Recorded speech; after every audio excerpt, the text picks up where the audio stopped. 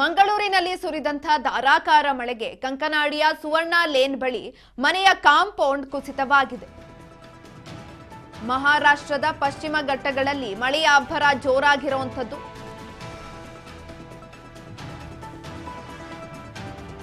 ಕೃಷ್ಣಾ ನದಿ ತೀರದಲ್ಲಿ ಪ್ರವಾಹದ ಆತಂಕ ಕೂಡ ಇದೀಗ ಎದುರಾಗಿದೆ.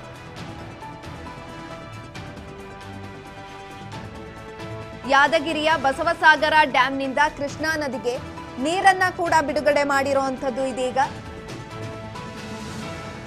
ಕೃಷ್ಣಾ ನದಿಗೆ 52,000 ಕ್ಯೂಸೆಕ್ ನೀರು ಬಿಡುಗಡೆಯನ್ನ ಮಾಡಲಾಗಿದೆ. ಧಾರಾಕಾರ ಮಳೆಯಿಂದಾಗಿ ಡ್ಯಾಂ ಕೂಡ ಪೂರ್ತಿಯಾಗಿ ಭರ್ತಿಯಾಗಿರುವಂತದ್ದು. 14 ಗೇಟ್ ಓಪನ್ ಮಾಡಿ ಭಾರೀ ಪ್ರಮಾಣದ ನೀರನ್ನ ಬಿಡುಗಡೆ ಮಾಡಲಾಗಿದೆ.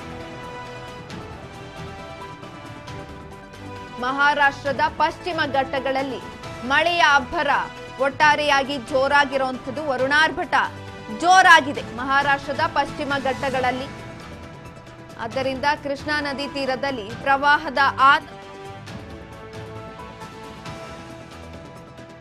ಯಾದಗಿರಿಯ ಬಸವಸಾಗರ ಡ್ಯಾಂನಿಂದ ಕೃಷ್ಣಾ ನದಿಗೆ ನೀರನ್ನ ಕೂಡ ಬಿಡುಗಡೆ ಮಾಡಲಾಗಿದೆ.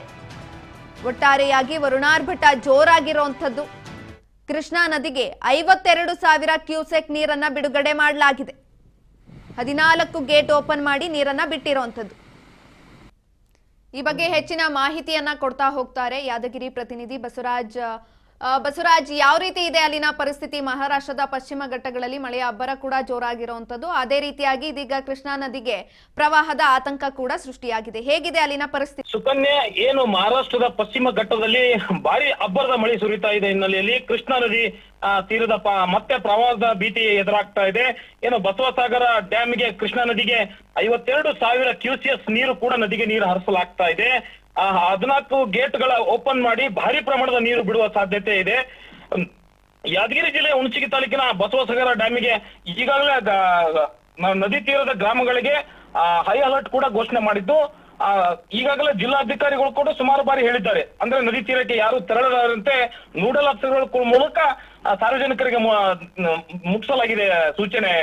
ಸುಕನ್ಯಾ, ಒಟ್ಟಾರೆಯಾಗಿ ಬಸವನಗೌಡ ಪಾಟೀಲ್, ಅಲ್ಲಿನ ಒಂದು ದೃಶ್ಯ ಚೆನ್ನಾಗಿದೆ ಅನ್ಸುತ್ತೆ ನೋಡ್ಲಿಕ್ಕೆ. ಅಂದ್ರೆ ಒಂದ್ ಕಡೆ ಮಳೆ ಅಬ್ಬರ ಜೋರಾಗಿರ್ಬೋದು, ಆದ್ರೆ ಎಲ್ಲ ಒಂದ್ ಕಡೆ ಇದರಿಂದ ರೈತರಿಗಾಗಿರ್ಬೋದು ಅಥವಾ ಸುಮಾರು ಜನಕ್ಕೆ ಒಂದು ರೀತಿಯಾದಂತ ಉಪಯೋಗ ಆಗ್ತಿದ್ಯಾ ಅಂತ. ಸುಕನ್ಯಾ, ರೈತರಿಗೆ ಖುಷಿ ತರುವಂತ ವಿಚಾರ ಅಂತಾನೆ ಹೇಳ್ಬೋದು. ಸುಕನ್ಯಾ, ಅಂದ್ರೆ ಈ ಭಾಗದಲ್ಲಿ ಬಸವಸಾಗರ ಡ್ಯಾಮ್ಗೆ ಪ್ರವಾಸ ಮಂದಿರ ಕೂಡ ಪ್ರವಾಸಕ್ಕೆ ಸಾರ್ವಜನಿಕರು ಜಾಸ್ತಿ ಹೋಗ್ತಾರೆ. ಅಂತ ಸಂದರ್ಭದಲ್ಲಿ ಪ್ರವಾಸಿಗರಿಗೆ ಒಳಗೆ ಬಿಡುವುದಂತೆ ಅಧಿಕಾರಿಗಳು ಕೂಡ ಕಟ್ಟುನಿಟ್ಟಿನ ಕ್ರಮ ಕೈಗೊಳ್ಬೇಕಾಗುತ್ತೆ. ಯಾಕಂದ್ರೆ ನೀರಿನ ಪ್ರಮಾಣ ಹೆಚ್ಚಾಗುತ್ತೆ. ದಿನದಿನಕ್ಕೆ ಹೆಚ್ಚಾಗ್ತಾ ಹೋದ್ರೆ ನೀರಿನ ಪ್ರಮಾಣ ಸುಮಾರು ಕಳೆದ ವರ್ಷದಿಂದ 8 ಲಕ್ಷ 7 ಲಕ್ಷ ಕ್ಯೂಸೆಕ್ ನೀರು ಹೊರಗಡೆ ಆ ನದಿಯಿಂದ ಹೊರಗಡೆ ಆಗಿತ್ತು ಡ್ಯಾಮಿಂದ. ಅಂತ ಸಂದರ್ಭದಲ್ಲಿ ಪ್ರವಾಹದ ಭೀತಿ ಬಹಳ ಎದುರಾಗುವಂತ ಕಂಟಕ ಆಗುತ್ತೆ ಯಾದಗಿರಿಗೆ. ಹಾಗಾಗಿ ಜಿಲ್ಲಾಡಳಿತ ಯಾವ ರೀತಿ ನಿಭಾಯಿಸುತ್ತೆ ಎಂಬುದು ಕೂಡ ಕಾದ್ ನೋಡ್ಬೇಕಾಗುತ್ತೆ. ಸುಕನ್ಯಾ, ಓಕೆ ಬಸವನಗೌಡ ಪಾಟೀಲ್, ಹೆಚ್ಚಿನ ಮಾಹಿತಿಗಾಗಿ ಧನ್ಯವಾದಗಳು. ಕೃಷ್ಣಾ ನದಿಗೆ 52,000 ಕ್ಯೂಸೆಕ್ ನೀರನ್ನ ಬಿಡುಗಡೆ ಮಾಡಲಾಗಿದೆ. ಒಟ್ಟಾರೆಯಾಗಿ 14 ಗೇಟ್ ಓಪನ್ ಮಾಡಿ ಭಾರೀ ಪ್ರಮಾಣದ ನೀರನ್ನ ಬಿಡುಗಡೆ ಮಾಡಿರುವಂತದ್ದು. 33.33 TMC ಸಂಗ್ರಹದ ಸಾಮರ್ಥ್ಯ ಬಸವಸಾಗರ ಡ್ಯಾಮ್ಗಿದೆ. ಬಸವಸಾಗರದ ಡ್ಯಾಂನಲ್ಲಿ 28.20 TMC ನೀರನ್ನ ಈಗಾಗಲೇ ಸಂಗ್ರಹ ಮಾಡಲಾಗಿರುವಂತದ್ದು. ಜಲಾಶಯಕ್ಕೆ 45,000 ಕ್ಯೂಸೆಕ್ ನೀರಿನ ಒಳಹರಿವನ್ನ ಇತ್ತು. ಒಟ್ಟಾರೆಯಾಗಿ ಬತ್ತಿ ಬರಿದಾಗಿದ್ದಂತಹ ಕೃಷ್ಣಾ ನದಿಯಲ್ಲಿ ಭಾರೀ ಪ್ರಮಾಣದ ನೀರನ್ನ ಇದೀಗ ಬಿಡುಗಡೆ ಮಾಡಿರುವಂತದ್ದು. ನಾರಾಯಣಪುರದ ಸಮೀಪ ನದಿಗೆ ಭಾರೀ ಪ್ರಮಾಣದ ನೀರನ್ನ ಬಿಡುಗಡೆ ಮಾಡಲಾಗಿದೆ. ಕಲ್ಲು ಬಂಡೆಗಳಿಂದ ಹಾಲ್ತೊರೆಯಂತೆ ಹರಿಯುತ್ತಿದೆ ಅಲ್ಲಿನ ನೀರು.